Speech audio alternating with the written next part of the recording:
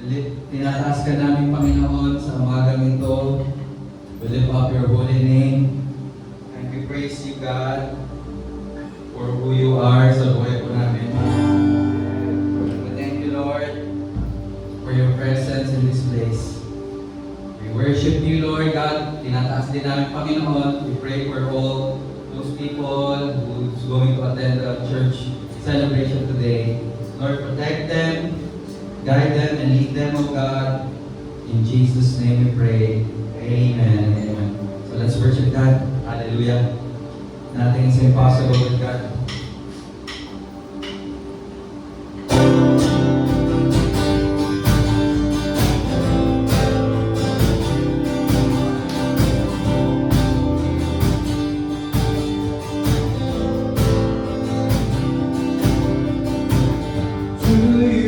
I could do anything, I can do all things, but if you gives me strength, nothing is impossible to you. Thine eyes are open, strongholds are broken, I am living by faith. Nothing is impossible.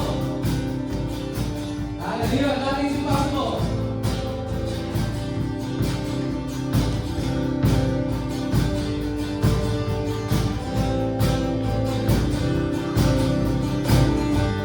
I'm not gonna live by what I see.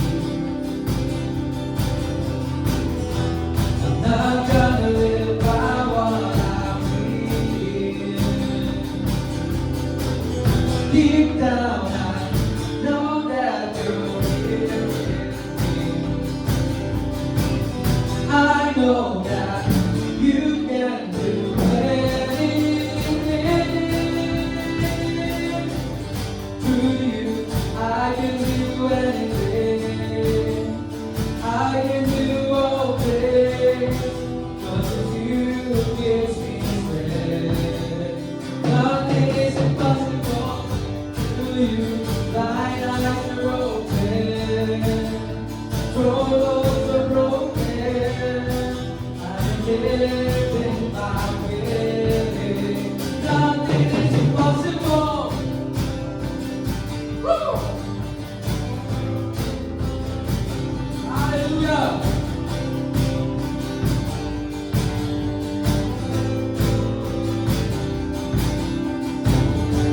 Speak to every limitation. Victory is my declaration. This same power that raised you from the dead is in me, so I will give you praise. To you, I can do anything. I can do all things. But if you give me strength, nothing is impossible to you. Thine eyes are open, strongholds are broken. I'm living by faith. Nothing is impossible.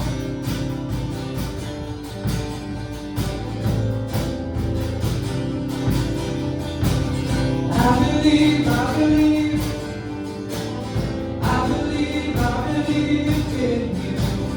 I believe, I believe, I believe, I believe in you. I believe, I believe, I believe, I believe, I believe in you. I believe, I believe, I believe, I believe in you. Through you, I can do anything. I can do all things. But if you gives me strength, nothing is impossible. Through you, thine eyes are open, strongholds are broken. I am living by faith. Nothing is impossible.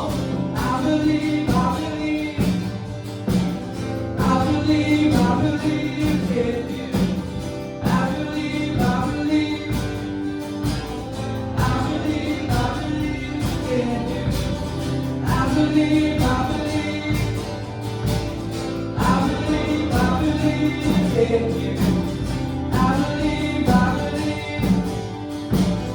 I believe, I believe in you.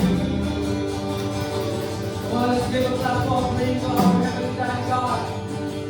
Oh, we praise you, Jesus. Oh, we give you praise. Hallelujah. Continue to worship you in this place, oh Lord. Continue to receive your love, Jesus.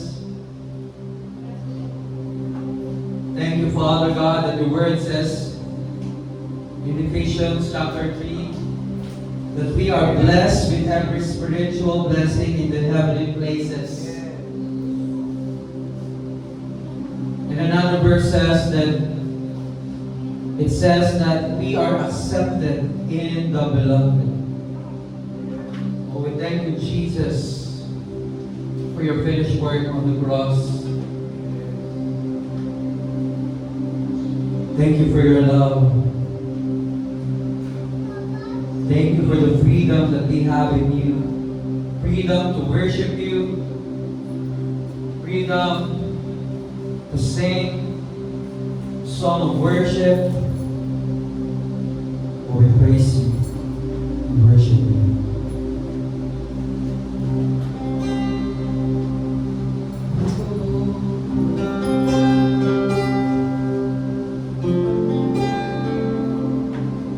I'm a child whom Jesus loves, embraced by God above, in mountains high and valleys deep, I lean upon your love for on Calvary. You took my sin, my soul, my life set free. I am the righteousness of God in Christ alone.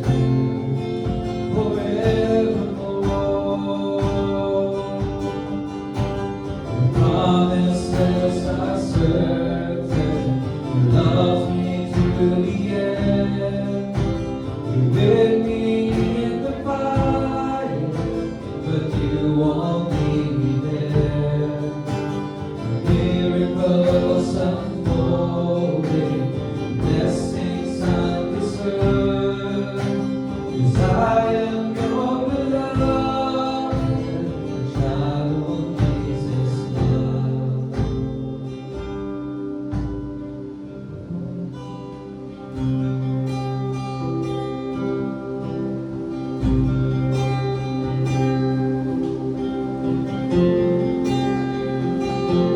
On Calvary,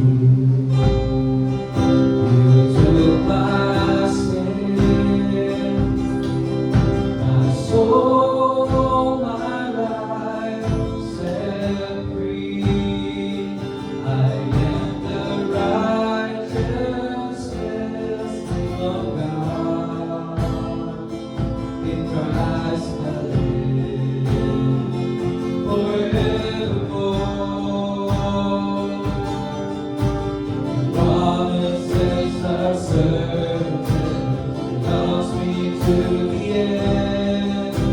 You with me in the fire, but you won't leave me there. Miracles unfolding, blessings undeserved. 'Cause I am your beloved, the child of Jesus' love. Your promises are certain. Loves me to the end. You with me in the fire, but you won't leave me there. Miracles unfolding, blessings undeserved.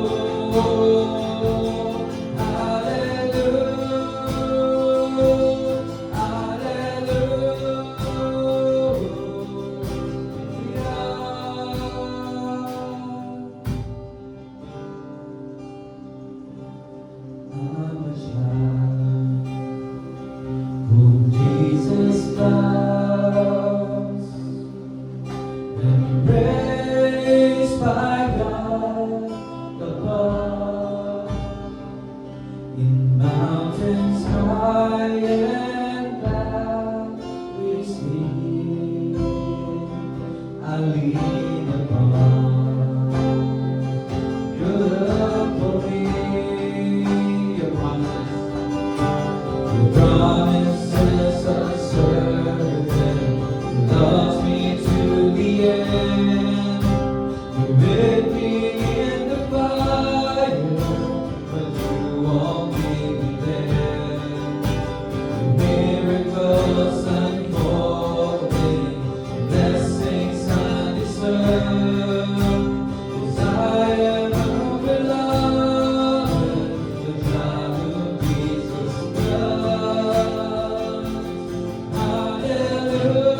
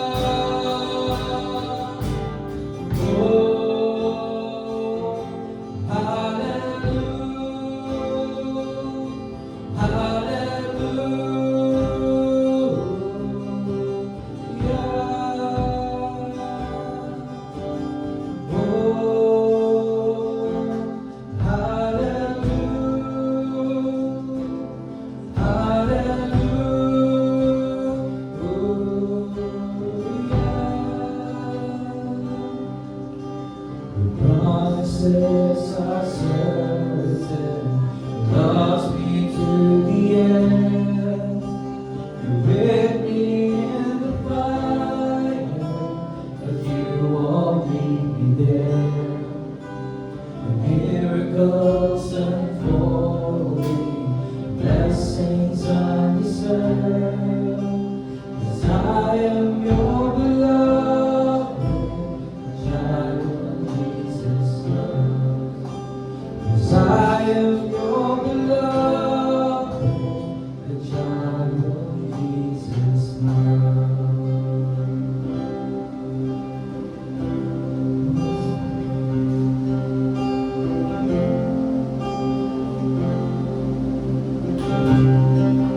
Oh, thank you, Jesus, for your love. Jesus loves me, this I know, for the Bible tells me so. Little ones to Him belong. They are weak, but He is strong. Let's sing Jesus loves me, this I know, for the Bible tells me so. Little ones to Him belong. They are weak, but He is strong. Let's sing. Yes, Jesus loves me. Yes, Jesus loves me. Yes, Jesus loves me. The Bible tells me so. Yes, Jesus loves me. Yes, Jesus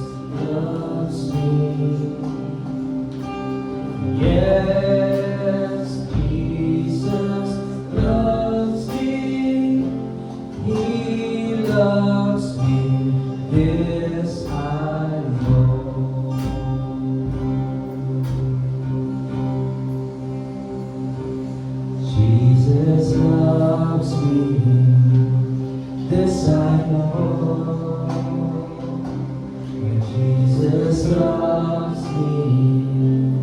Yes, I know. Jesus loves me. This I know. Jesus loves me.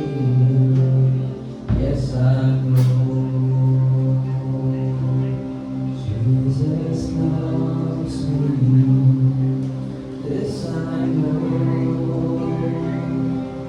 Jesus loves me.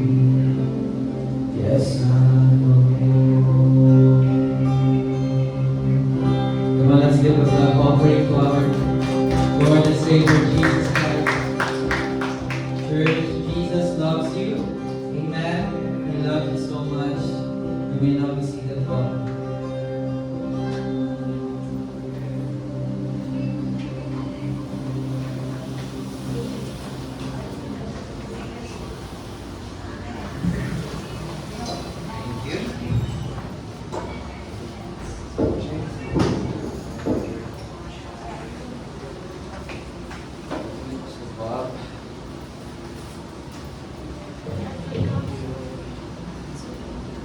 Okay. As we prepare our hearts to receive the Lord's communion, let us open our Bible to ano nga ba?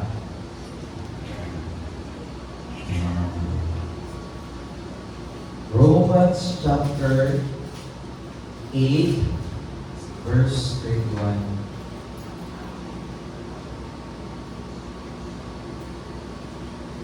It says here, verse 31, what then shall we say to these things?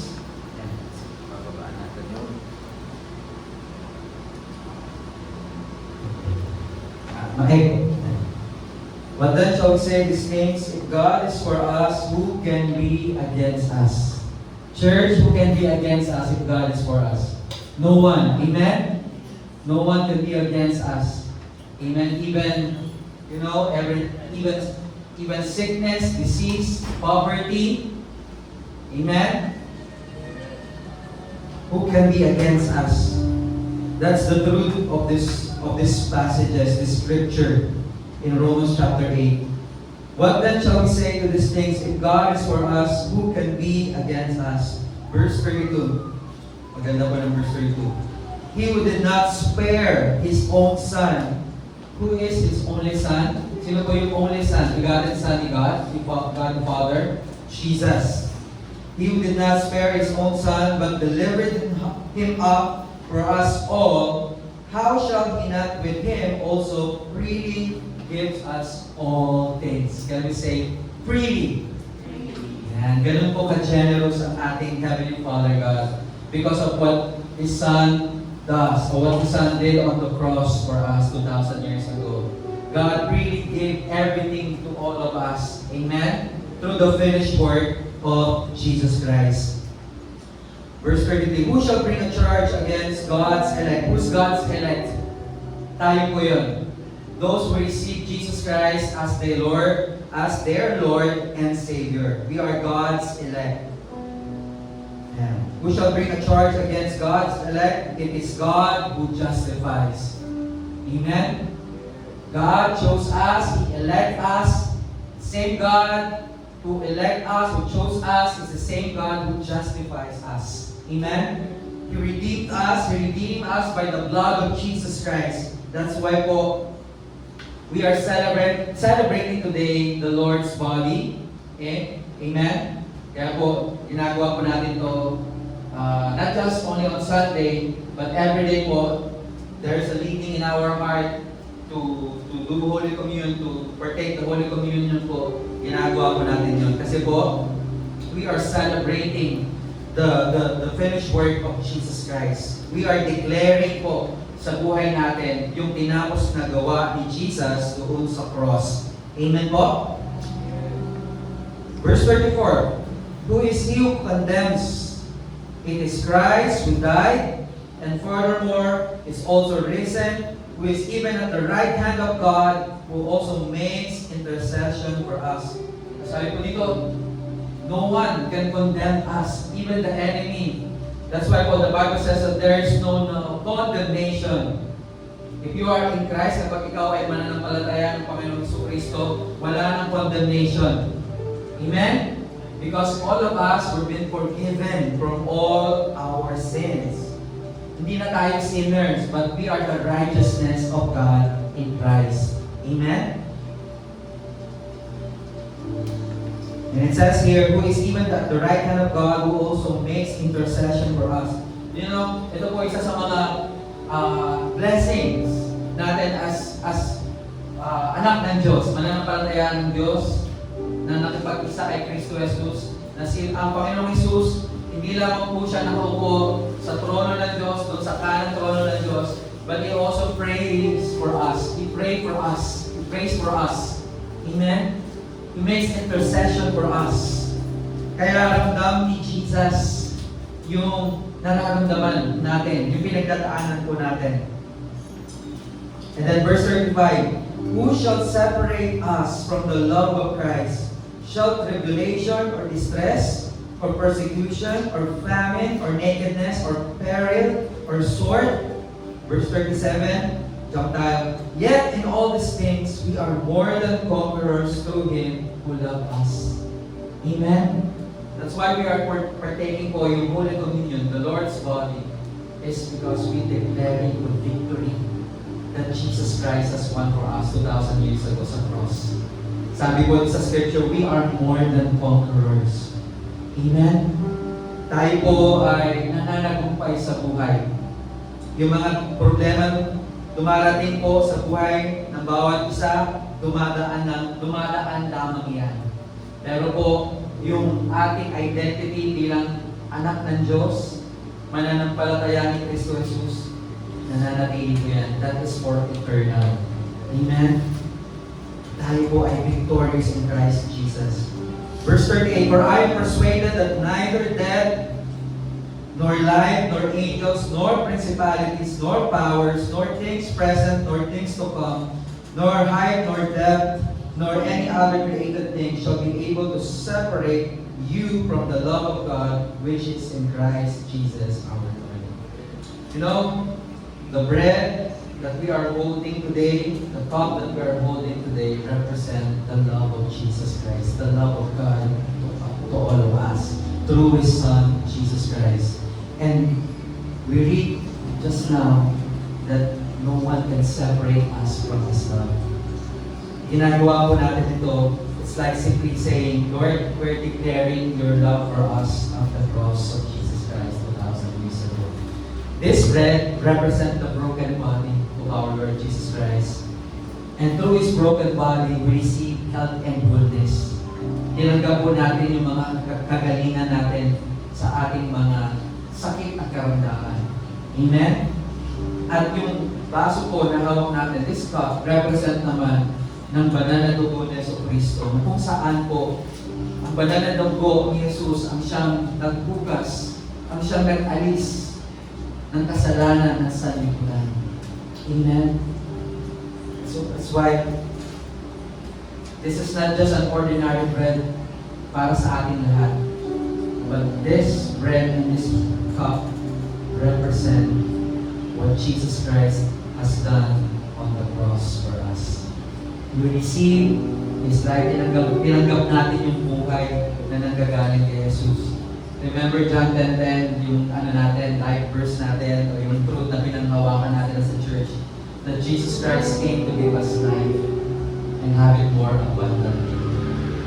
Pumunta siya dito para hindi ko i-improve yung buhay natin. But He came bilang buhay natin. He came as our life. And the Bible says that grace, says in the Bible that grace and truth came through our Lord Jesus Christ. That's why His grace is our life. Amen?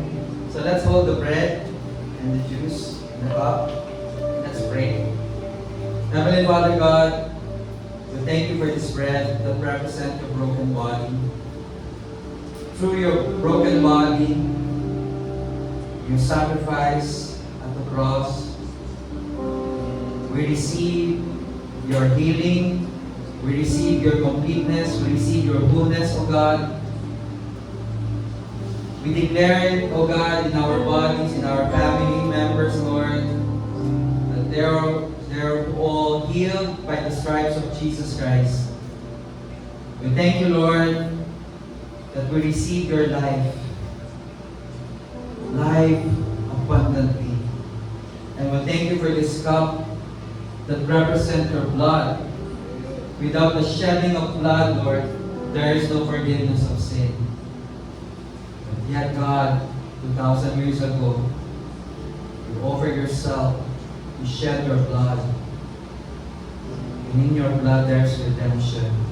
We've been washed and cleansed by the blood of the Lamb. And now we can stand in your throne, holy and blameless, justified by the blood of Jesus Christ. We are the righteousness of God in Christ Jesus. Oh, we declare your finished work sa buhay po namin. And we declare that we are more than conquerors. We are victorious in Christ Jesus. Praise you, we glorify you. In Jesus' name we pray. Amen. Let's partake of the bread and break from the cup.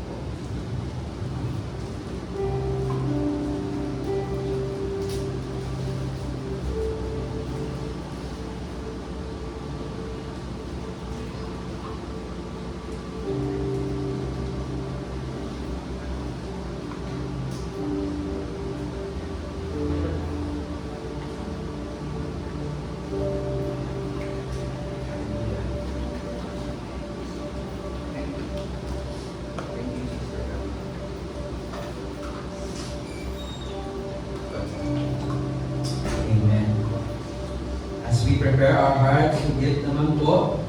Actually, giving is part of our worship to God. Amen. Let me share to you po sa Habakkuk chapter 3, verse 17. As we prepare our heart to give to the Lord, it's a form of worship, honoring God, trusting God with our finances. Amen. Alam po natin na we've been through a lot. You know, may maraming mga expenses, mga bayarin sa buhay. But, you know, tayo po yung mga anak ng Diyos na we live by faith and not by sight. Napatuloy po tayo, nananampalataya sa Diyos. We keep on trusting God with our finances. Amen. Believing that His grace is more than enough for all of us. That He will supply all our needs according to His riches and glory by Christ Jesus. Okay, let me read Habakkuk chapter 3, verse 17. Are we there? So let's read so that the church. Yeah. Do we have amplified? Yeah, amplified. Para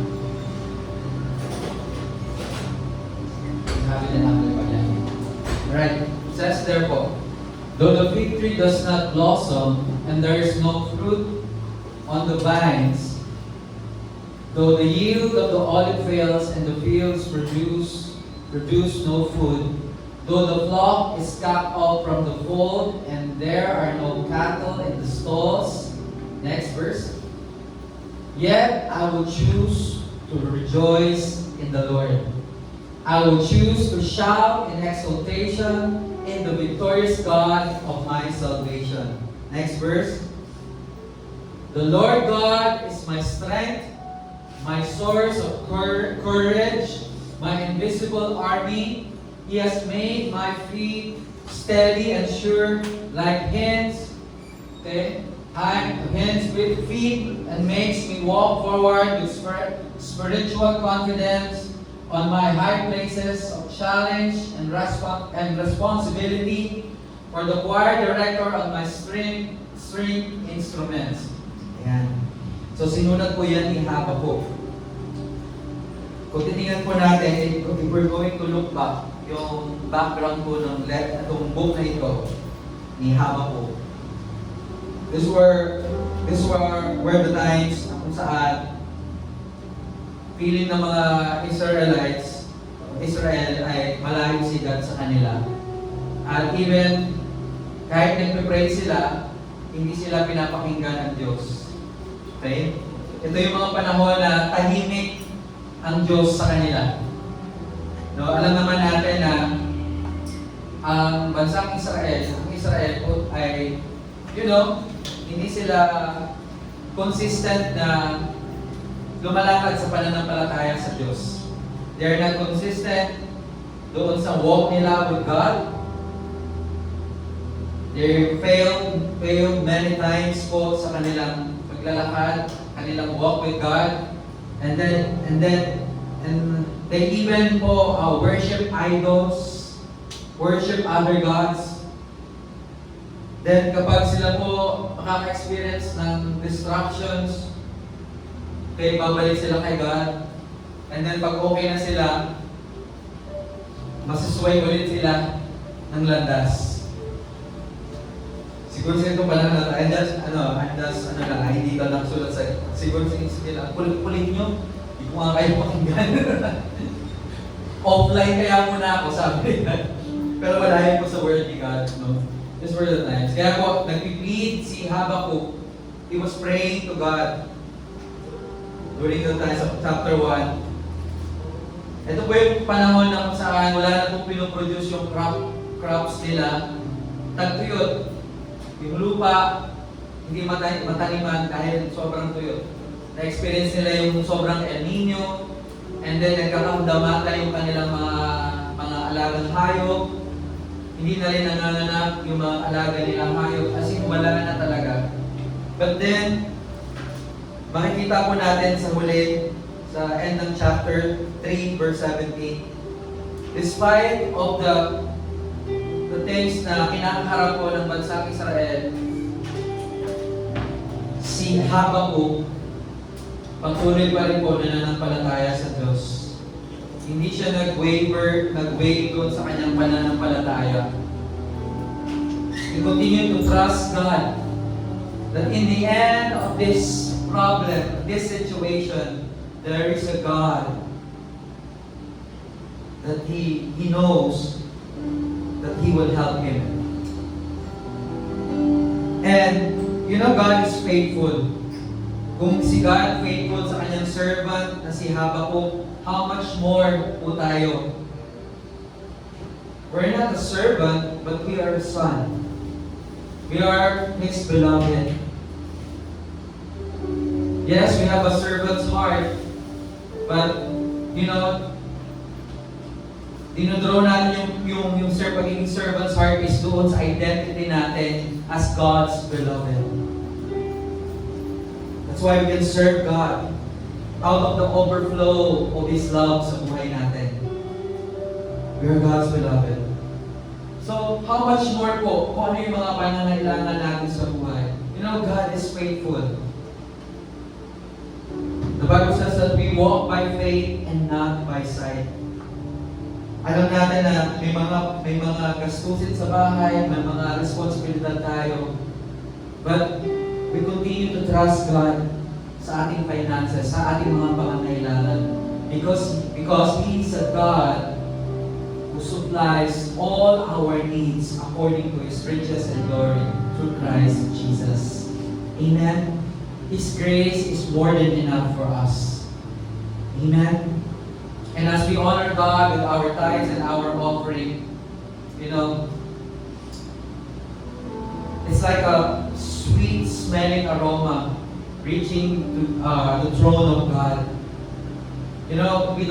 This church, our church is not pushing you. Kailangan mo magbigay. Kasi ang tagal mo na nag-church dito, but be led by the Holy Spirit. We teach people of God here to be led. How to be led by the Spirit of God. If you don't have revelation yet about tithing, just be led. Be led. It's not about the amount that you can give, but it's about the heart that completely trusts God, trusting God. Amen? Pagkatiwalaan natin ang Panginoon. Let's pray. Let's be pray for giving. Most gracious and kind, loving Heavenly Father God, thank you, Lord, that you sees everything. Long before we had a need, you already provided for us, God. You provide for all our needs. You are the one who put good food in our table, God.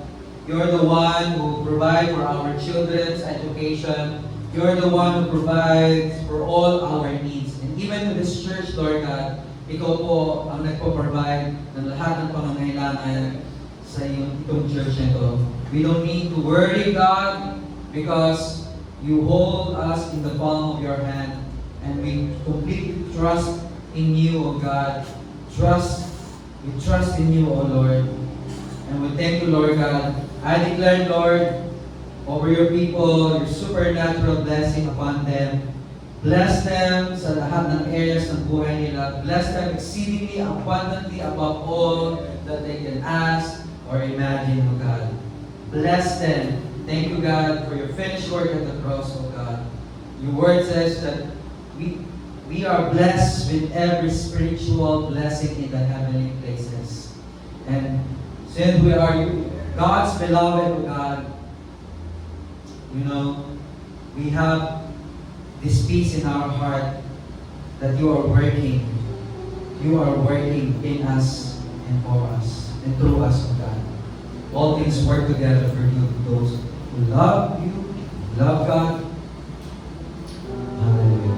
In Jesus' name we pray. Amen.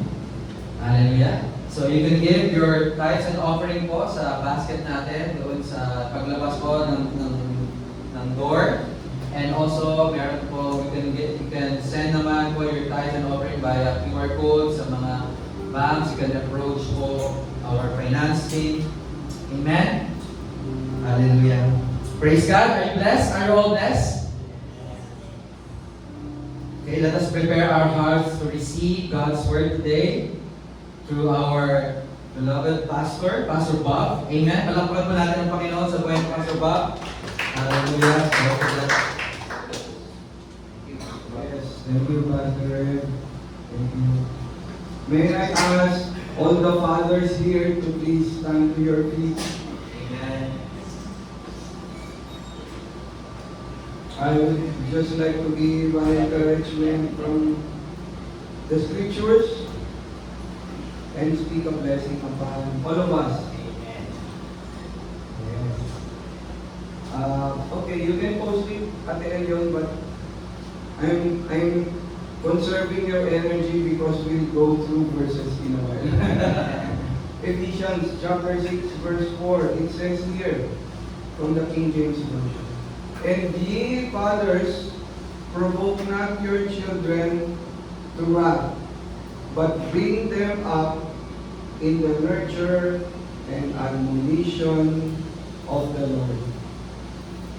It's simple, no? But it's not easy at times. And so, Lord, I pray to all the fathers who are here and all the fathers who are watching, who will be watching this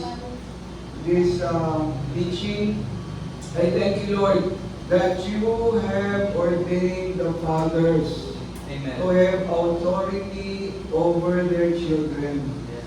But your word says that you do not allow fathers to have authority for unreasonable demands and structures that might drive our children to anger, drive our children to despair and resentment. Father, we thank you that you have given us specific instructions concerning the training and admonition of the Lord to our children. And you have called us, fathers, for a systematic discipline and instruction which brings our children to respect the commands of the Lord as the foundation of all life, as the foundation of all godliness, and as the foundation of all the blessings. Lord God, I speak a blessing upon each and every father who's here. You have given us that authority. You have ordained us you yourself, Lord God, that we should exercise our authority in love, in discipline, in instruction, Lord, so that our children will always be reminded about your commands, Lord. And under the new covenant, Lord, your commands are commands because you love us. Our commands because we have life.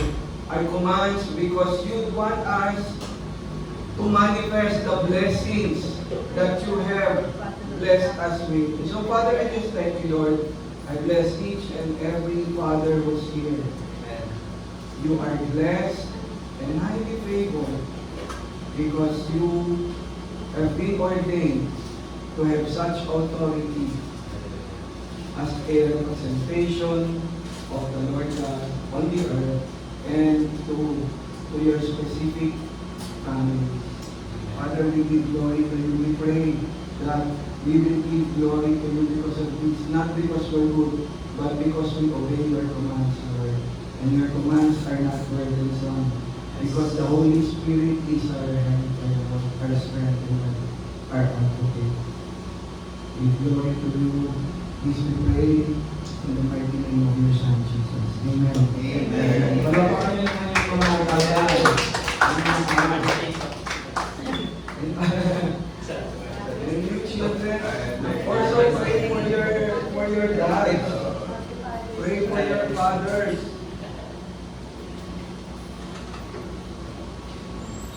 Yun ang unang-unang instruction ni Lord sa mga ama as providers. First and foremost, to provide our children with the spiritual things and also with material things. But first and foremost, it's to make them know about the goodness of God, the grace of God. So this morning, my message, the title is a question. Are you sure you are saved? Sigurado ka ba na ikaw ay ligtas? And we will go through several verses. Dahil gusto ko maging sure. Gusto ko na sure yung salvation ko. And so, I would like to share this with you because I want you to be sure of your salvation. That you will be in the presence of our Lord forever. 2 Corinthians chapter 13 verse 5. 2 Corinthians chapter 13 verse 5. Pag tinatanong ko yung mga tao or naririnig natin, sigurado ka ba na saved ka? Oo. Why? Kasi, Brother Bob, nagsisimba ako. Kaya ako saved. Other than the cross. Kasi, Brother Bob, si Jesus ang Savior ko. Tapos nagbibigay din ako sa church consistently. Kaya ako saved.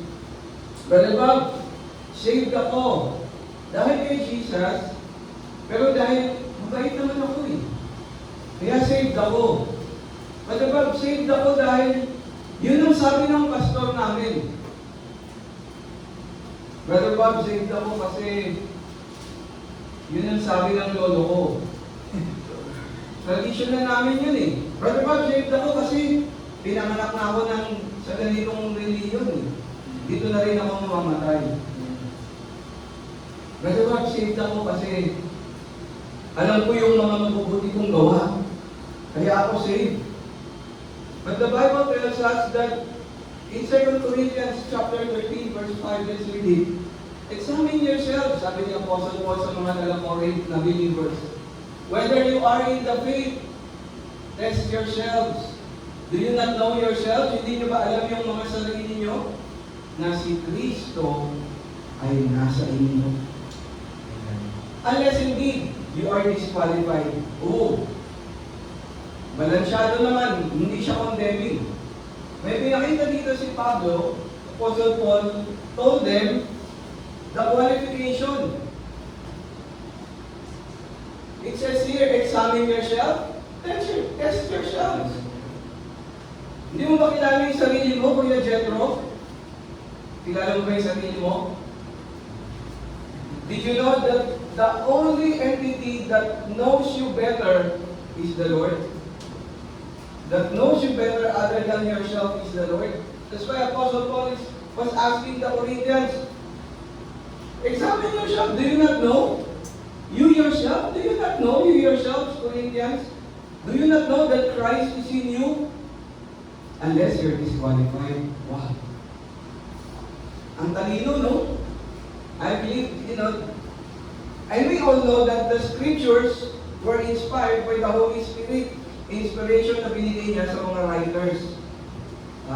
In our case, our apostle is Apostle Paul, the apostle to the Gentiles.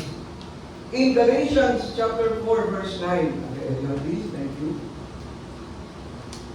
It says here, let us read Galatians chapter 4, verse 9.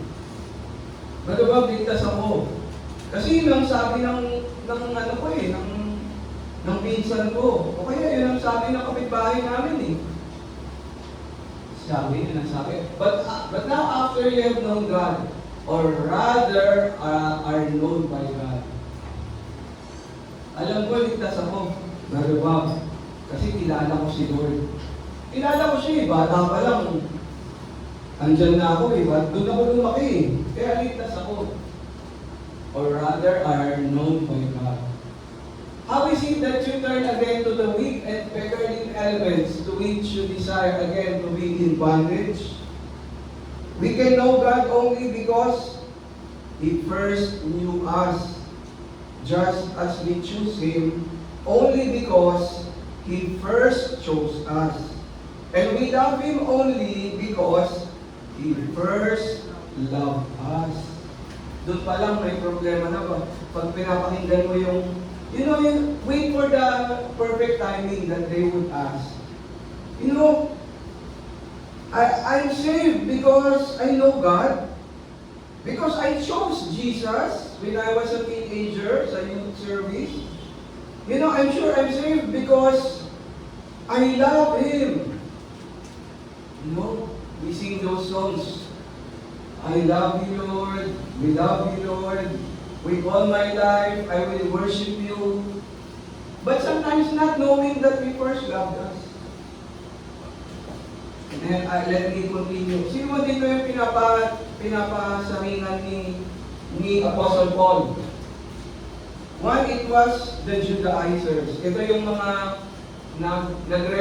nagre-recruit para sumali ka sa Judaism. When I was in Santa Rosa, there was a Jew. He was 80 plus years old. And he was inviting me to go to Makati every Sunday. But he was not violent, he was very kind. And he was a survivor of the Holocaust. One day, he came to the clinic and he showed me the SS. Parang yung parang siyang passes na papers. So you can pass through the SS Army. In LGBT as a SS Army of the army of Hitler. And I was so shocked. Nababasa ko lang yun eh. I held those papers. He was a Jew, but he had those papers. And then, of course, because of Abrahamic covenant, he was able to get asylum in New York and he became rich there. Ang dami niyang salamin. Isang maliit na dala sa atin. Judaizers here were the Jewish false teachers who were plaguing the Galatian churches. That's why Apostle Paul wrote in such a way as this. Apostle Paul was telling them, who bewitched you? Because the Judaizers were very good. When it comes to an appeal to the emotions of the listeners, they will touch your emotions. They will take advantage of your emotions.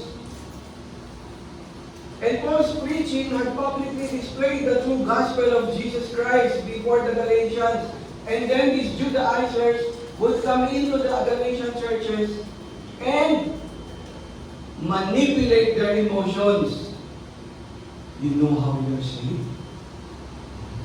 They would bring the Galatians to the law, the Ten Commandments, which Apostle Paul never taught. He made a distinction that the gospel of Jesus Christ to the Gentiles was the finished work of Jesus Christ at the cross. Later, the crucifixion of Jesus Christ was a one-time historical fact with continuing results into eternity. Christ's sacrificial death rather provides eternal payment for believers' sins and does not need to be supplemented by any human works. That is the gospel of Jesus Christ. Naligtas ka dahil sa finished work ni Jesus Christ. And you believed it. Not because you go to church. That's a different topic, by the way. Hindi yun yung time na yun. In the interest of time, I will not go there. But that's sanctification. Coming to church, giving, performing ministries, iba yun. But we're talking about here, what we're talking about here is about salvation. Let's go to, I'll go back to my notes. Let's go to,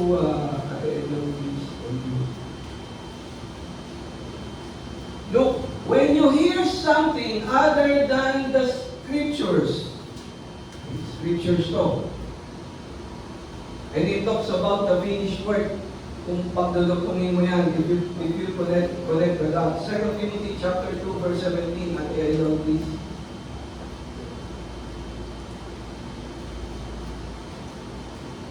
2 Timothy chapter 2, verse 17. Look at these two persons. And their message will spread like cancer. Hymenaeus and Philetus are of this sort. Nakakatuwa tong verse na to pag tinatras mo. I'll just go. I'll go to 2 Timothy chapter 2, verse 17.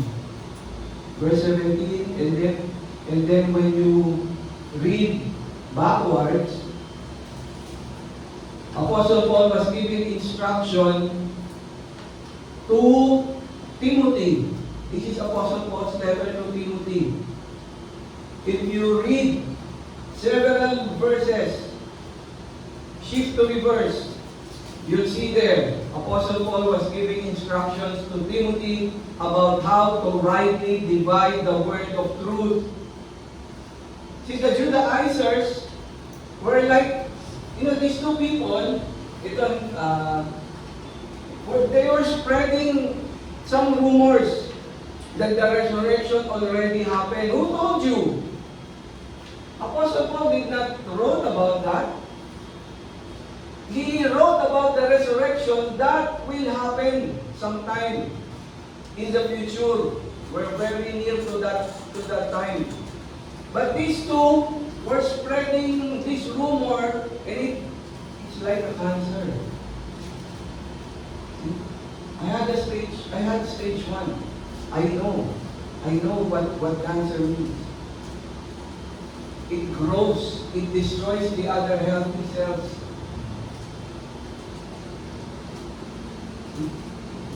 When you add words to salvation, when you add words to the finished work of Jesus Christ, it's like cancer. You become disqualified. Oh my goodness. This is serious, guys.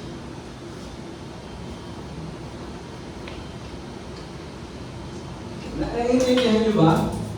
Are you learning something? This is very serious. We're talking about yung cancerous news. Hindi na siya good news.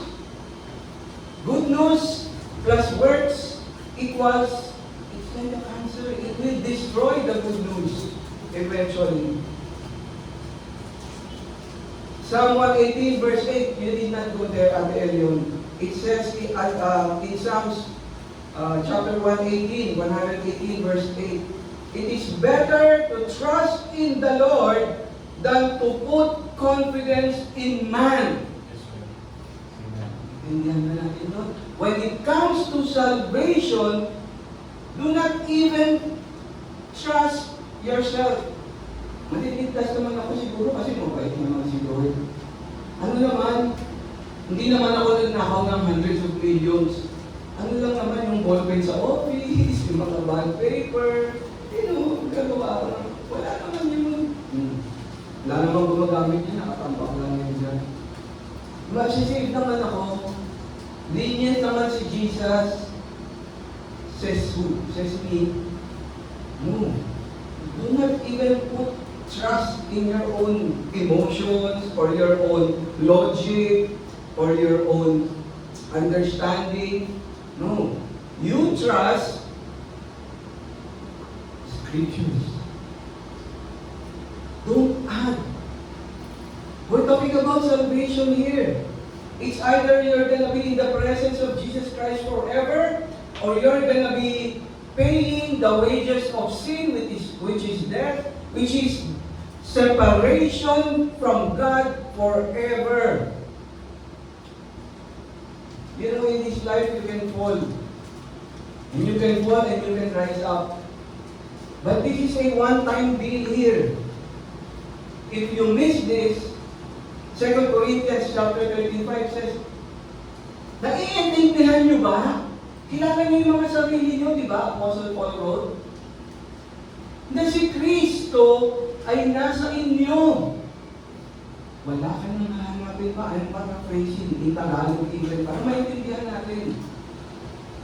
Naiintindihan nyo ba na si Kristo ay sumasa inyo? O disqualified sa'yo? Grabe yung shift ni Apostle Paul. Heavenly, alam niyo na yung kabila. Or you're disqualified. This is so serious. So it's important. Kasi sabi ng pastor ko, Brother Bob, paano sinabi ng pastor mo? Eh, ang galing niya magsalita. Eloquent siya eh. Galing ng forma niya eh. All those things are good. Pero ang tanong pa sa niya, binasa yun, hindi, ano lang, kwento lang siya ng kwento. Doon sa church namin, wala akong verse na makikita eh. So, ang galing niya, lakad siya, eloquent siya, charismatic. Laki ng church namin, grabe. Nag-iiyakan kami pag isang hindi niya lang, kinikilig kami. Anong verse yun? Hindi, sabi ng pastor ko, saved ako. Will it stand when Jesus comes? No. Listen. God will only honor the things that He has promised. I-honor lang niya kung ano yung pinangako niya sa atin. At ang pinangako niya sa atin ay si Jesus. Nothing more, nothing less. Yun ang i-honor niya. Let's go to Ephesians chapter 4, verse 14 at 11. See, it is the will of God that we be like this, that we should no longer be children. Let's mature as sons and daughters of the Most High God. That we should no longer be children, tossed to and fro and carried about with every wind of doctrine. Ang lakas nung dating nung speaker namin, may guest speaker namin, galing din eh. Ang hangin talaga niya. Yung wind of doctrine niya, iba ang dating. Talagang lumilipad yung, mahaba yung buhok ko eh. No? Every wind of doctrine by the trickery of men in the cunning craftiness of deceitful plotting. Anong sabi ng pastor? Pastor namin, he must be saying the right things. Did you know that our pastor has a private jet? Has a big mansion in Miami? He must be doing the right things. Did you know that? I am saying, says who? Our pastor. No, sir. Why? Yes. Pastor Budas. Basta. Let's go to Romans chapter 10:17. Ate Elion, please.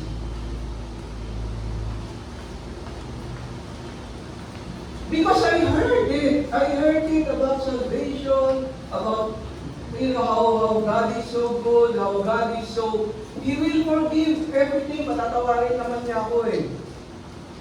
Ang daming rason to be saved. Romans 10:17, it says here.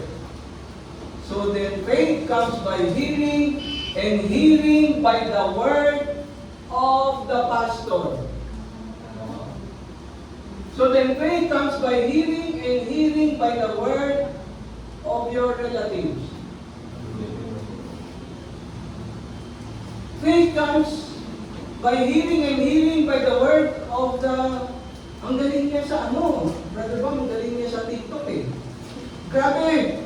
1.5 million followers. He must be doing the right things. Faith comes by hearing, and hearing by the word of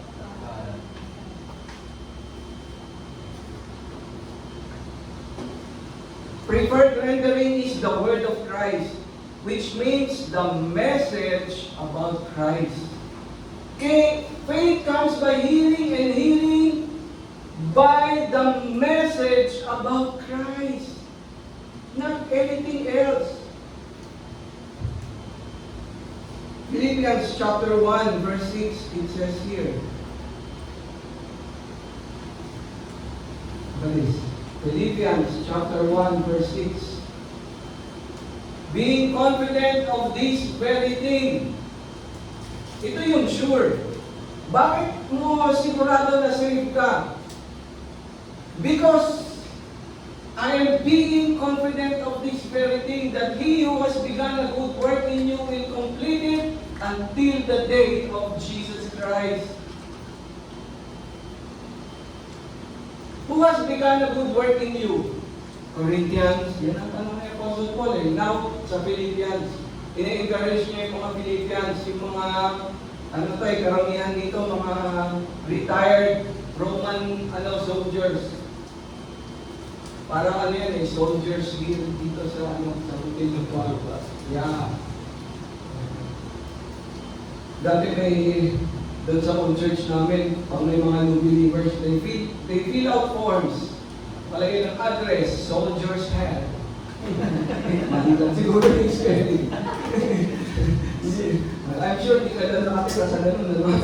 Soldier's head. Soldier's hill. Ayan. Soldier's hill. Marami dyan yan sa hotel pa.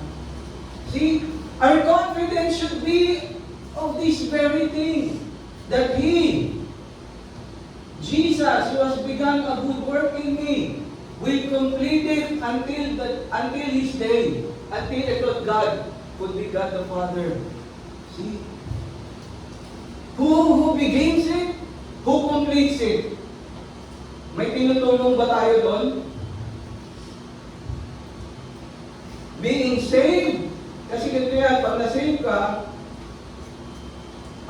predestination means like this. Andun ka na, pero wala ka pa doon.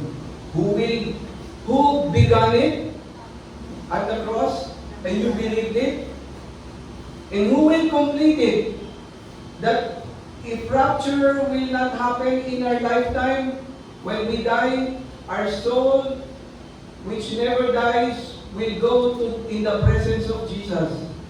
And then when He comes back at the rapture, our bodies will be resurrected from being mortal to immortal. Who begins that, and who will fulfill that? Who gave that promise? And who gave those promises? To whom God the Father will say yes and amen. Is it not because of the finished work of Jesus Christ at the cross? Hindi natin siya pwedeng dagdagan. Romans chapter 4 verse 21. Ate Elion, please. How sure are you that you are saved? And being fully convinced, dito sa King James Version sabi dito, and being fully persuaded that what He had promised, He was able also to perform. God will honor all anything that He had promised.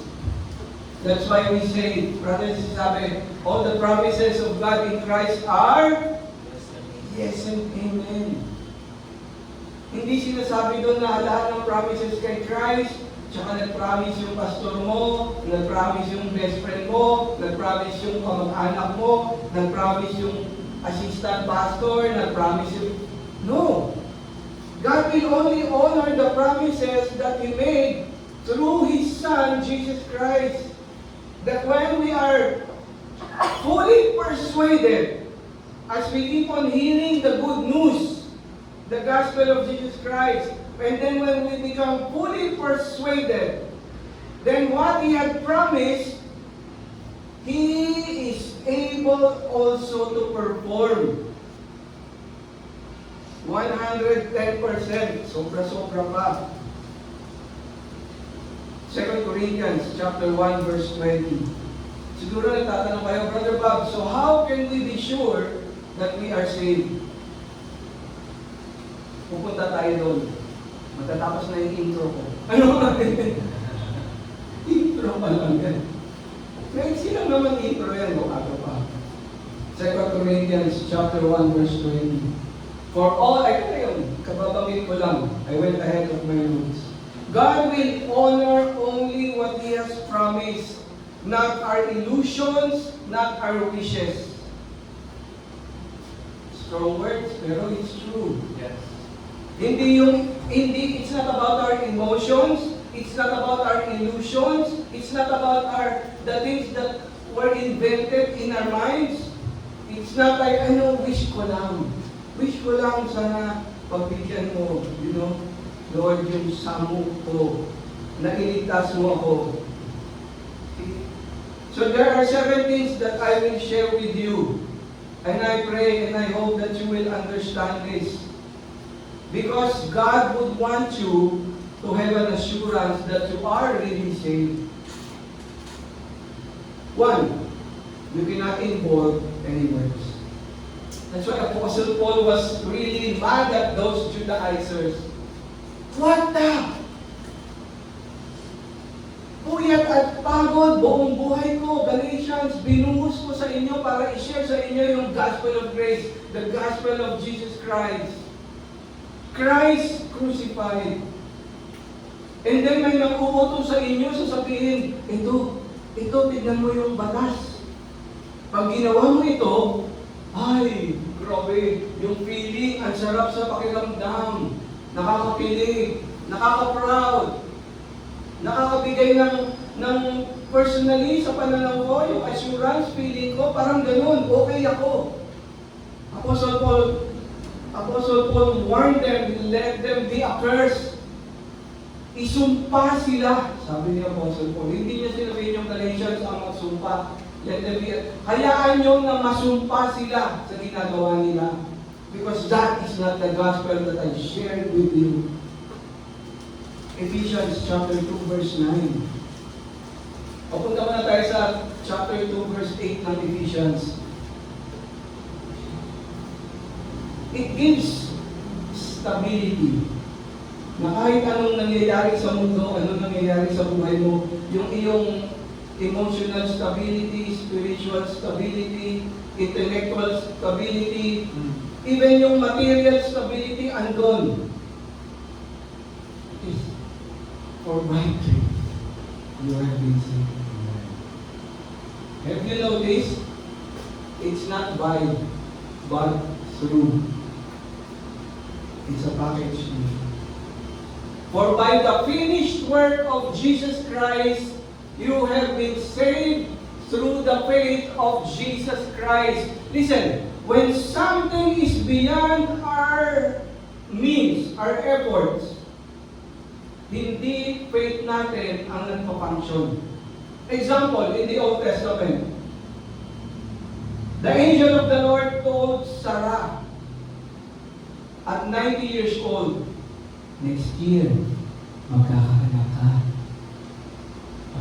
Hindi pa siya tumatawa nun. Then, punta siya sa sa kabila nung parang malaking tentel eh, tumatawa siya. Hindi naman yung tawa na to ridicule. Tumatawa siya parang, kasi, titignan niya yung sarili niya. I'm 90 years old. It's impossible. No, sabi ng angel, tumawa ka. Okay, you shall name him Isaac, which means laughter. Our youngest son has a new friend. His name is Isaac. Kahit naman dito pa yung ganun yung kanyang pronunciation. Hindi dahil napunta siya sa outside of this country. Isaac. You shall name him Isaac. Kaninong faith yun? Na nag-conceive si Sarah. Her faith? Really? You're 90 years old? And then you're gonna say, I'm gonna be pregnant. I have a strong faith. Paano ka naligtas? Paano ka sure na ikaw ay saved? Dahil sa pananampalataya ko. It was impossible for us to add to the finished work of Jesus Christ. Hindi tayo maipa. Kaya yung pag-ulilig, ang dami nagdadalong dito. Nagpapako. Punta ka sa Pampanga, nagpapako sila. Bakit? Nagpabayad ako ng aking mga kasalanan. Oh, true. You can pay. You know, the wages of sin is each and every one of us can pay for our sin. Did you know that? But when we die, we will not rise again. When we die, we're forever separated from God. If we can pay.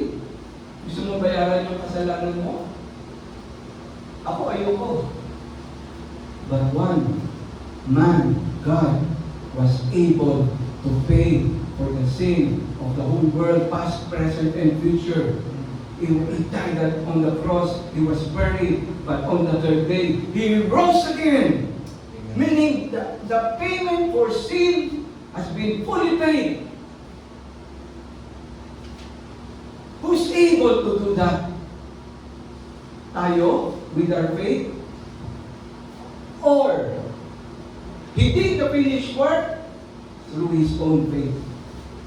Because he was faithful to obey the will of the Father, to be the propitiation, the payment for the sin of the whole world, throughout all time, one time, big time. Whose faith was that? Sa'yo at sa akin? O faith of Jesus Christ? Andiyan yan sa Galatians chapter 2, we need not go there. Talking about the faith of Jesus Christ. Kasi pag titignan niyo yung word through. Paano ka napunta sa Japan? Pumunta ko doon by plane. Through Japan Airlines. See? Paano ka napunta sa Boracay? Pumunta ko doon by plane. Through me. Ha? Sa gusto mo kayo aeroplano? Ay, nung kapunta ako sa Boracay by plane through Cebu Pacific. Paano ka naligtas? By the finished work of Jesus Christ. By your faith? No! Through the faith of Jesus Christ.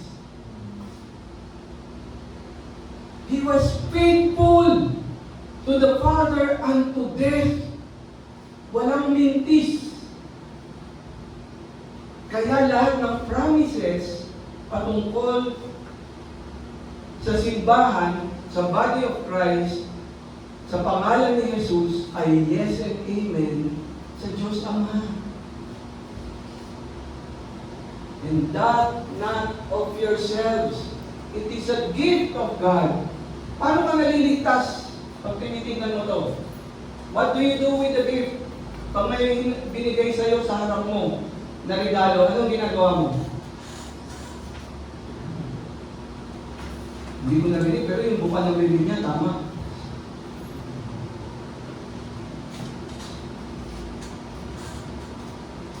You mean, Brother Bob, when I received the free gift of salvation by grace through faith, tapos walang idadagdag, akong gawa, ako ay maliligtas pag tinanggap ko yung gift na yon, ano sabi? Yes. Yes and amen. Ganon kasimple ang gospel of grace. You just have to, let me tell you, listen. Believing is simple, but not easy. Believing is simple. God made it so simple. But at times, most of the time, it is very difficult. Let me explain. Kung ikaw ay pinanganak sa isang pamilya na napaka-religyoso at punong-puno ng tradisyon at punong-puno ng mga gawain, mga gawa na sinasabi nila, pag ginawa mo to, ikaw ay maliligtas. Pag ginawa mo to, dagdag sa magandang balita, ikaw ay magkakaroon ng buhay na walang hanggan. That's why when you share the simplicity of the gospel that is Christ crucified, hindi sila naniniwala. Hindi nila tinatanggap ang mabuting balita. Bakit? Because yun ang nakalakihan nila eh. Imagine mag-share ka ng mabuting balita, Angel, sa kaibigan mo. Na yung kaibigan mo, halimbawa, 18 years old. Buong buhay niya, hindi siya naniniwala sa Diyos. Buong buhay niya, o nasa tradition siya. Buong buhay niya, o nasa isa siyang denomination na religion.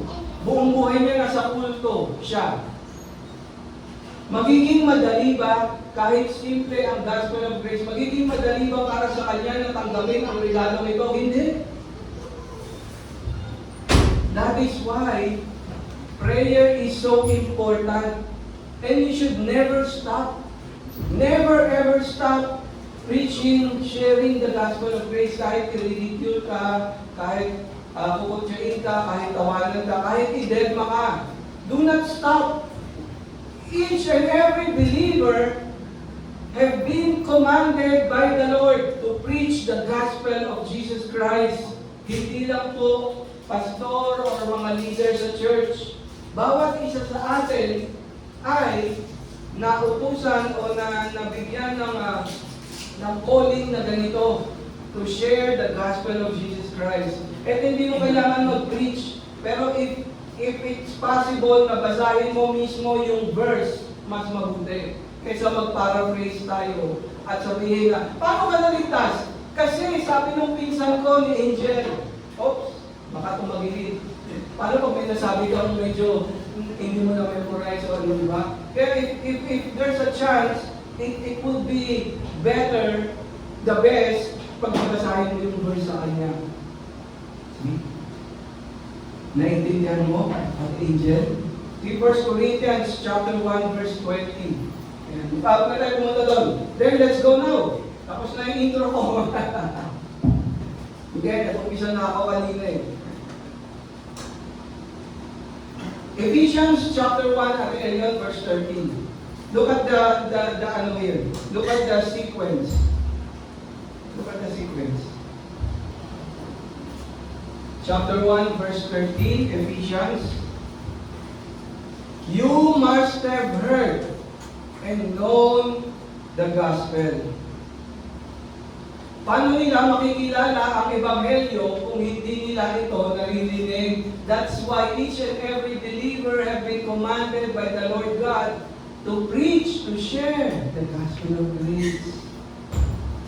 Saan sila magtitiwala kung saan nila malalaman yung mabuting balita wala naman silang naririnig? Do this. In Him you also trusted, Ephesian Church. Kailan ka nagtiwala? Paano ka nagtiwala? After you heard the word of truth, the gospel of your salvation, in whom also having believed. Did you see? Nakiintindihan nyo? Nakita nyo? Magtitiwala ka lang kung narinig mo ang word of truth, yung gospel ng salvation mo. Ito rin ang pinaniwalaan mo. And after that, what happens? Paano kung maliligtas pag sinasabi mo, kasi sabi niya, kasi sabi nung ganong tao, sabi nung pastor, sabi nung ganon. Do they have the capability to seal you with the Holy Spirit? Only the Word of truth does that. Because the Word of God, the Father, and the Holy Spirit are one. Look at this. Having believed, you were sealed with the Holy Spirit of God. We are not capable of making promises, and after that, we are able to do all the things that we promise. Specifically, especially when it comes to salvation, I urge you, ayan, sa mga nakikinig, parang awa nyo na. This is the most important thing in the whole universe for all times. Did you see that? And yung pangatlo,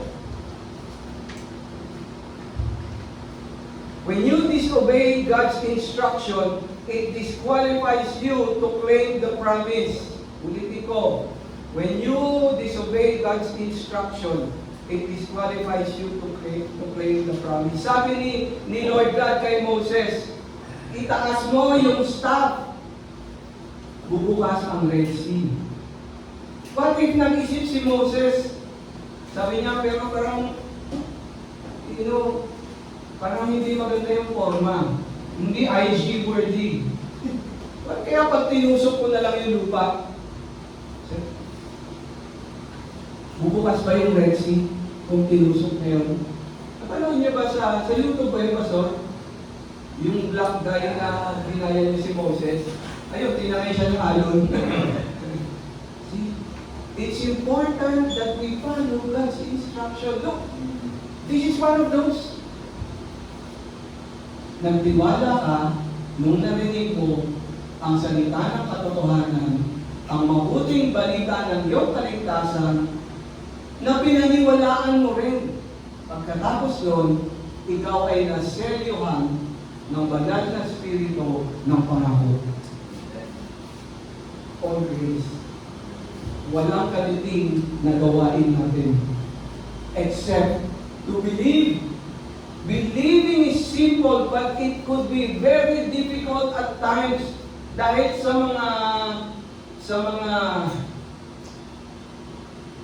mga affections. Sinabi ni Paul yan, but I will just paraphrase.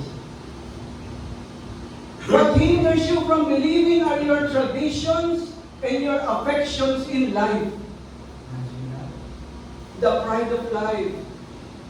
Hindi mo ba kilala kung sino ako? Ako ay isang senador. Ba't ako maniniwala sa kinikwento mo?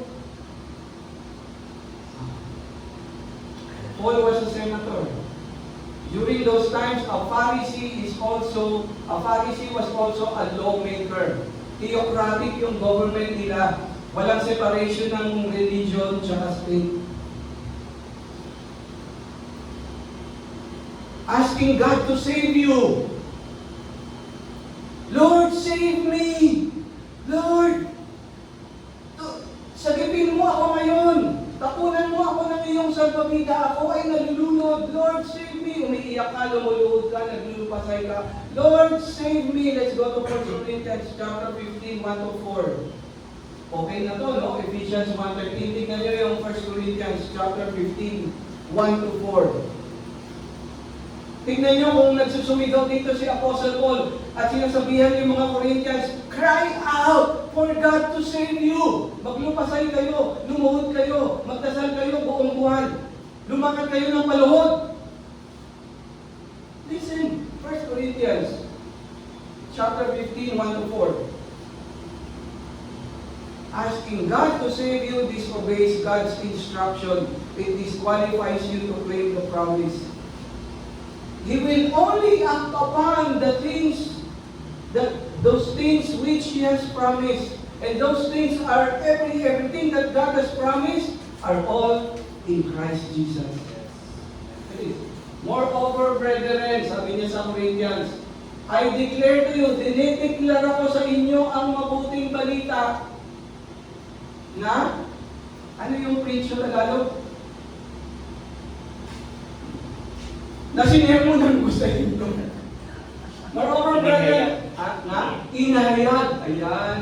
Thank you, Brother Carlo. Moreover, brother, tatagalugin ko, nakikita niyo naman sa screen eh. Moreover, ay ibig sabihin nito, wait, there's more. Moreover, yan eh. So, dali lang. Ang ganda, ganda ng balita. Wait, there's more. Moreover, mga kapatid, dinideklara ko sa inyo ang mabuting balita na inihayag ko sa inyo. You cannot declare something that you do not preach. Do you believe my declaration? Sabihin sa'yo na kausap mo, ano bang inihayag mo?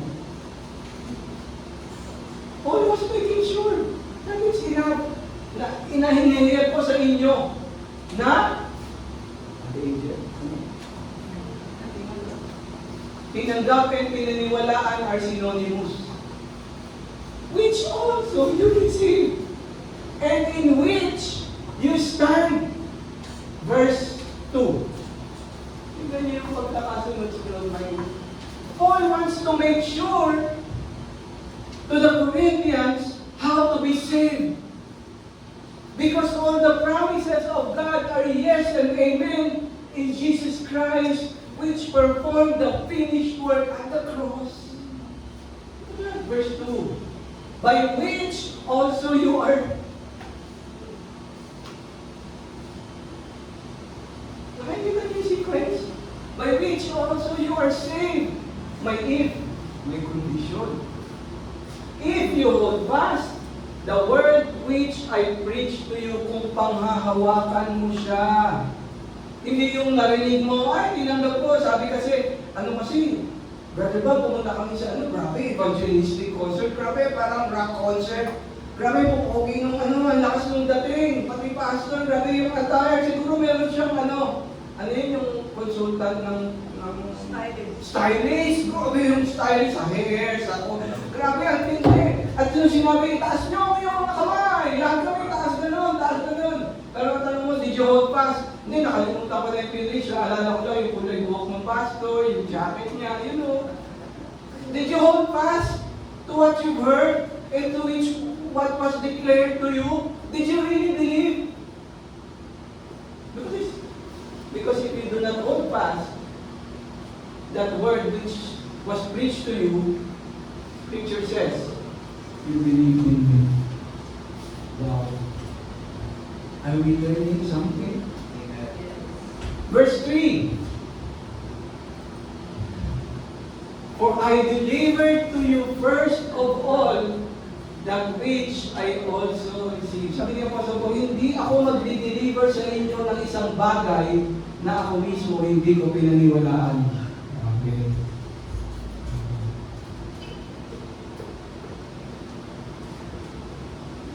Sa YouTube, sa TikTok, ang dami nito eh. Nag-endorse ka ng product, hindi mo naman pala ginagamit. Parang ganito yung sinasabi ni Paul. I deliver to you first of all that which I also received, that Christ died for our sins according to the Scriptures. Verse 4, Ate Elion.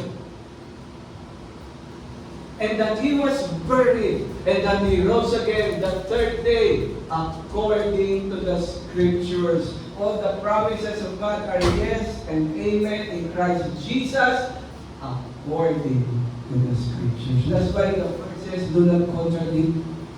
Sobrang solid niya. Para siyang puzzle na 8 million pieces, and not one piece would contradict the 7 million plus point something.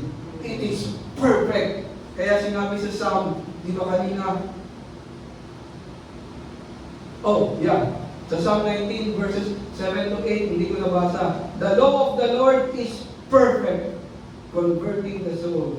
The testimony of the Lord is sure, making wise the simple.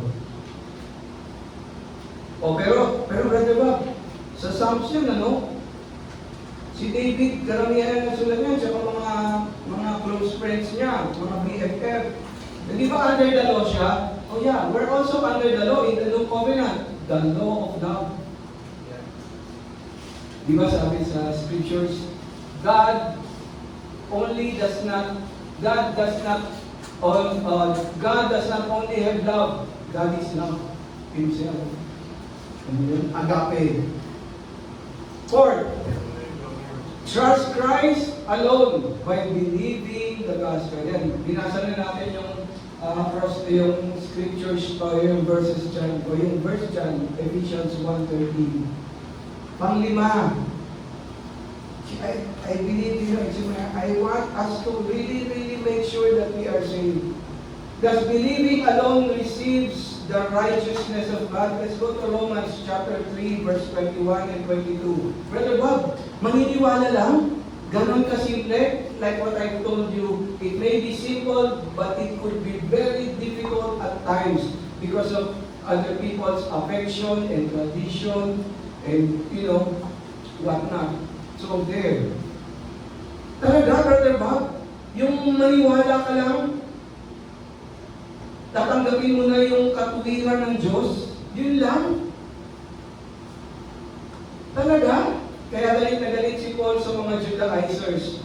Dahil sa Romans 3:21, he wrote about it. Look at this. But now, the righteousness of God, apart from the law, this is the law of Moses, is revealed, being witnessed by the law itself and the prophets. You know why? Why the law became a witness to the righteousness of God in Christ and also the prophets? Because Jesus Christ is the only man, God, who was able to perform the law. That's why He is able to save us. Apart from the law, ba't ka pa babalik doon? Ba't ka pa pupunta sa law? Ba't mo pa haluan ng words mo? 22, verse 22, atin yun. Even the righteousness of God, through, ayan na naman, kita nyo? Not by faith. Because the righteousness of God was performed by the righteous one. Meron ba ditong righteous? Sabi na Apostle Paul sa Romans, no one is righteous, not even one, except the one who was able to fulfill the law and also the prophecy, the prophets. Even the righteousness of God through faith in Jesus Christ to all and on all who believe. Simple lang. Talaga? Hindi lang. Believing is simple. That's why the gospel of Jesus Christ, the gospel of grace is being ridiculed by so many denominations. Malungkot man sabihin. They persecute this message. They ridicule. Because, what? Maniwala lang? May kaligtasan? Basahin niyo yung detail. Hindi naman ito yung maniwala lang. Marami kasing pwedeng paniwalaan.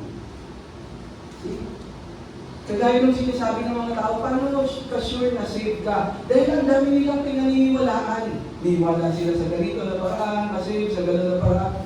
Hindi, ayan, very clear si Apostle Paul.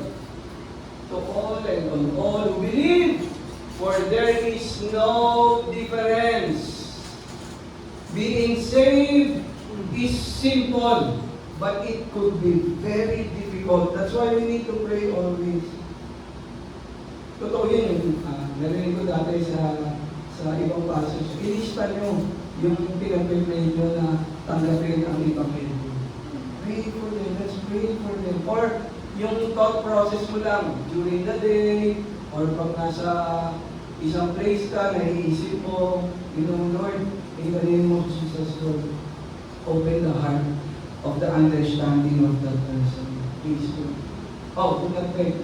Lord, give me the strength, Holy Spirit, to be able to share the gospel of grace to that person. Kailangan mo munang ipangaral, kailangan mo munang i-share, para yun yung pagtitiwalaan niya, panghawakan niya, tatanggapin niya, paniniwalaan niya. Tingnan natin. Trust Christ alone by believing the gospel. Yan, dalawa na lang. See, I will empty time. Pastor. Kahit mahaba ang intro ko sa simbahan ng tuloy. If believing is sufficient, why justify other methods? Ephesians chapter 4 verse 30. Ba't mo i-justify yung ibang methods? Look at Ephesians chapter 4 verse 30. There. And do not grieve the Holy Spirit of God, by whom you were sealed for the day of redemption. That's enough. Believing is sufficient. How do you grieve the Holy Spirit? When you add other methods to the gospel of grace. When you add your own words. See? Kita nyo? Believing is so simple. That's why all our lives we should give thanks to God, give glory to His name. But meron pa, I'll end with another revelation kasi. Last, acknowledging of the truth. 2 Timothy chapter 2 verse 25. I show you something.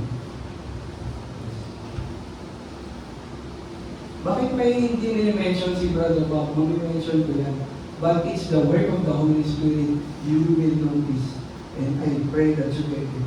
2 Timothy chapter 2 verse 25. In humility, correcting those who are in opposition, if God perhaps will grant them repentance, so that they may know the truth. In meekness, instructing those that oppose themselves, yung mga kumakalaban sa gospel of Jesus Christ. If God perhaps will give them repentance to the acknowledging of the truth. You know, bago mo i-acknowledge, bago mo paniwalaan, bago mo tanggapin, bago mo pagkatiwalaan ang mabuting balita, kailangan magkaroon ng repentance. Get this. I end with this. Ang sinasabi dito ni Apostle Paul, those in opposition, primarily the unbelievers. Did you know that unbelievers are captive to Satan? Sabi sa verse 26 ng 2 Timothy chapter 2. Let's go to verse 26. And that they may come to their senses and escape the snare of the devil, having been taken captive by him to his will. Wala pong neutral ground. Walang neutral ground. It's either you are captive, the captive of Christ, or you're the captive of the devil.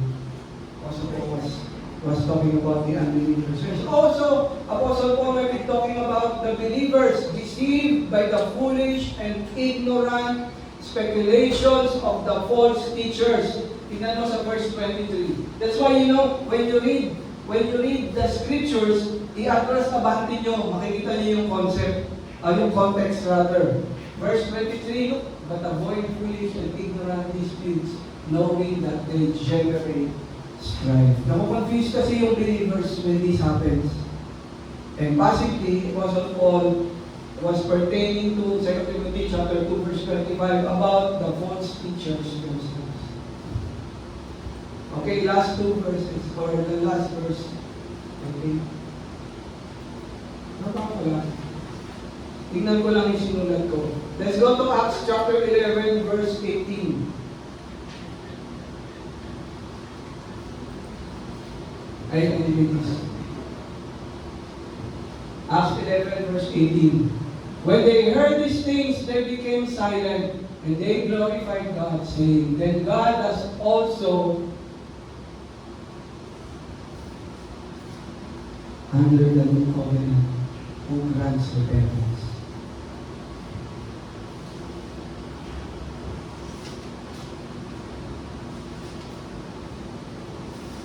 Has also granted.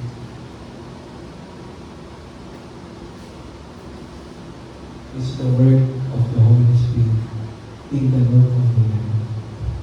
In the old covenant, every time na nangangalunya ang bansang Israel, every time na lumalayo sila sa Panginoon, ano ang panawagan ng mga propeta? Repent!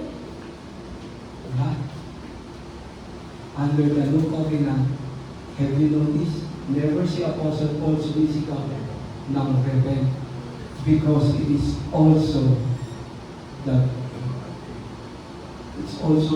God who grants to the Gentiles repentance. Oh my goodness, did you see that? Parati yung tinukot ng lead pastor natin. It is the goodness of God, ano yun, Pastor Rep? It is the goodness of God that leads us, not ourselves. Kaya pag nag-share ka ng gospel, yung unang bungan mo, magsisi ka na. Nakikita niyo yung maraming nag-preach siya ng mga streets? Repent! For the kingdom of God is at hand. That's for the nation of Israel. But for the Gentiles, you preach the finished work of Jesus Christ and pray that God will also grant to the listeners repentance to life. Bakit repentance to life? When they begin to believe, when they are persuaded, when they receive, when they accept, when they acknowledge the gospel of grace, that is what is called repentance to life. And God does that in the New Covenant, not people. That's why Apostle Paul never wrote, repent, Jesus Christ is coming. No, he would preach the gospel of grace, and then God also grants repentance so that the listeners may be able to believe, to receive, to trust, to acknowledge the gospel of grace. How sure are you that you are saved? Let's all stand to our feet. Father, let's worship. Hallelujah. Jesus. Our words are not enough. We cannot thank you enough. But we just say, holy, holy is your name. All power and dominion and authority are yours forever and ever, God. Thank you for the gospel of Jesus Christ. Thank you for the finished work. Thank you for the privilege and the opportunity to be able to teach the pure gospel.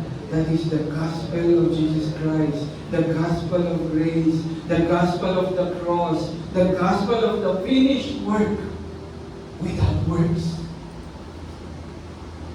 That your word says, all we need to do is to be persuaded, to be convinced, so that we may trust and acknowledge and receive and believe the gift. That is by grace, through faith. Thank you, Father. And we give glory to you. Not only today, but every day, Lord. Because you are the ultimate Father. And we say, Happy Father's Day.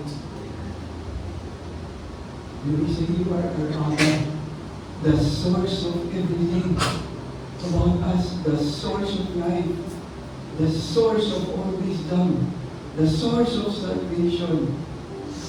Thank you, Father. Thank you, Father. That we may celebrate every day, thinking, worshiping, acknowledging that we have a good Father who is in heaven, who is so excited to be with his children forever and ever. Thank you, Lord. I would like to call on our lead pastor, Pastor Ed, to persuade us, those who have not trusted, who have not believed in the gospel of grace. Pastor Ed. Thank you so much, Mr. God, for the powerful message. Hallelujah. Romans chapter 3, verse 23 says, that for all have sinned and fall short of the glory of God. Sometimes we stop on that verse, and then it's easy to preach that verse to all the unbelievers, you know, para mag-guilty sila. O see, lahat nagkasala, walang matuwid, no one is righteous sa harapan ng Panginoon. But as grace believers, as a child of God living in the new covenant, we're not in the business of condemning people, but we're in the business of preaching the love of God sa mga malayo sa Kanya. And in verse 24, we don't stop there sa verse 20 kasi sa verse 24 yung maganda. Sabi po, being justified freely by His grace through the redemption that is in Jesus Christ. Yes, all have sinned and fall short of the glory of God. But because of the grace of God through His Son, Jesus Christ, whoever comes to Him, believe in Him, believe in Jesus Christ, they will all be justified. Justified by the blood of Jesus Christ. No one can save us, no religion can save us, but only the blood of Jesus Christ, only the finished work of Jesus Christ on the cross can save us. When you put your faith in Him, and in fact, the truth is, kanina nakita po natin that even our faith, it is God who supply that faith in us to believe. Amen? So if you're here today who in need of a Savior, hindi mo pa nagagawang tanggapin si Jesus sa buhay mo bilang Panginoon na tagapagligtas, this is the right moment for you. Don't wait for a special moment, but this is the right moment for you. God is talking to your heart right now, and He is inviting you to come home to receive His Son, Jesus Christ. If you are that person right now, I want to pray for you. Just a simple prayer, and that is to receive Christ in your life as Lord and Savior. The Bible says, if you believe in your heart and confess with your mouth that Jesus Christ is the Son of God, and you believe that God raised Him from the dead, you will be saved. Hallelujah. So let us close our eyes, let's bow all our heads, let us lift our hands to God, say this prayer. Dear God, I believe in your Son, Jesus Christ, that He died on the cross for my sins. He washed and cleansed me by His own blood. And today, I will receive Jesus Christ as my Lord and my Savior. Thank you for a brand new life. I am a child of God. I am the righteousness of God in Christ. Heaven is my home. God is my Father. In Jesus' name. Amen and amen. Come on, the Lord. If you pray that prayer po, the Bible says in John chapter 1, for as many who receive Christ, okay, God gave them authority to be called children of God. So welcome to God's family. Amen. Hindi po natatapos dito ang pagtanggap ng salita ng Diyos. As a pastor po, we want you to grow in the knowledge of our Lord Jesus Christ. Kung may malapit na full gospel Christian church na nagtuturo po ng finished work, ng love, ng gospel ng Jesus Christ, please go there so that you can grow more in the knowledge of our Lord Jesus Christ. Amen? Grace Land, can we lift up our hands once again in this place? Most gracious and kind, loving Heavenly Father God, Lord, maraming salamat sa word na natanggap namin today. I pray, God, that this word will be planted in the good grounds of our heart, that we may desire more and more of Jesus Christ sa buhay namin, na magkaroon kami ng understanding about His love, about the gospel of Jesus Christ. Thank you, Lord, for the salvation that we receive from you. And we have this confidence, Lord, that that we are saved by the grace of God through faith in Jesus Christ. Thank you, Lord. Lord, I lift up to you Grace Life Fellowship Church this coming week. You have the favor of God in you wherever you go. His presence will go with you. No weapon formed against you shall prosper. Not even sickness and disease can come into your bodies. You are healed, and you are whole by the stripes of Jesus Christ. You are blessed coming in and blessed going out. You are the head and not the tail. You are the lenders and not the borrowers. Blessed. You are blessed, spirit, soul, and body. God's peace be with you. His shalom be always with you. Nothing is missing, nothing is broken. We thank you, God, for your finished work, the finished work of Jesus Christ on the cross. We worship you, we bless you. In Jesus' name we pray. Amen and amen. Amen. Grace Life, always remember, for His grace is our life. God bless you all. We pray for you. Okay? Continue to focus your eyes on Jesus. Amen.